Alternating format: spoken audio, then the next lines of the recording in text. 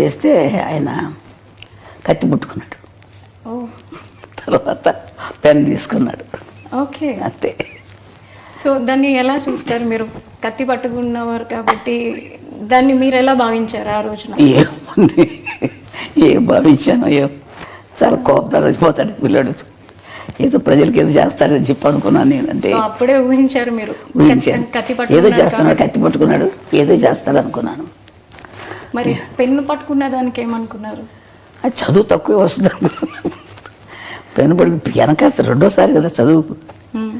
ఇది కష్టపడి పని చేస్తాడు, ప్రజల కోసం చేస్తాడు, ఏదైనా చేస్తాడు అనుకునేదని కోపంగా అందరినీ రక్షించడానికి చేస్తాడు అనుకున్నాను. అంటే వాళ్ళ నాన్నగారు బాగా తిరుగుతారండి, ఆయన కూడా పోలీస్ డిపార్ట్మెంట్ కదా, ఆయన బుద్ధులన్నీ ఉన్నాయి ఆయనకి, ఆయన గుణాలే ఉన్నాయి ఈయన కూడా.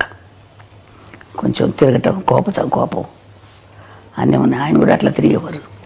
ఆయన ప్రభావం ఆయన మీద చిన్నప్పటి నుంచి ఉండేదా? చిన్నప్పటి నుంచి వాళ్ళ నాన్నగారితో బాగా ఎక్కువ ఉండేవాడు. అటాచ్మెంట్ ఎక్కువ. లాస్ట్ కదా వాళ్ళ నాన్నగారు లాగా ఉంటాడు బుద్ధిగా. ఎక్కువ తిండి గురించి కానీ ఎక్కువ మాట్లాడు, మితంగా మాట్లాడతాడు, మితభాషి. అందుకని వాళ్ళ నాన్నకి ఇష్టం ఎక్కువ కంటే ఎక్కువ. అంటే అలాగని వాడి మీద లేకుండా లేదు, వీడు కొంచెం కామ్గా ఉంటాడు ఇంట్లో కూడా, ఎవరితో ఎక్కువ మాట్లాడేవాడు కాదు. మాట్లాడితే మా చిన్న అమ్మాయి, లాస్ట్ అమ్మాయి కొంచెం దగ్గర, అందుకని దాంతో మాట్లాడేవాడు ఎక్కువ.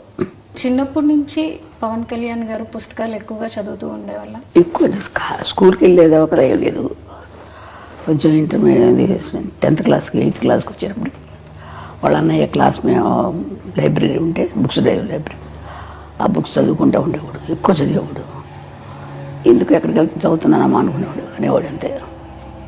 ఆ తర్వాత పెద్దయ్య కూడా అదే బుక్స్ అదే చదువుతున్నాడు, అదే అలవాటు వచ్చేసింది. ఇప్పటికి కూడా పుస్తకాలు ఇంట్లో పెట్టుకొని చాలా పెద్ద పెద్ద పుస్తకాలు, వాళ్ళ నాన్నగారు కొంచెం చదివేవారు పుస్తకాలు, అవి వాళ్ళ నాన్నయ్య అలవాటు అయిపోయి బాగా అయ్యి అది ఎక్కువ చదువుతూ ఉంటాడు.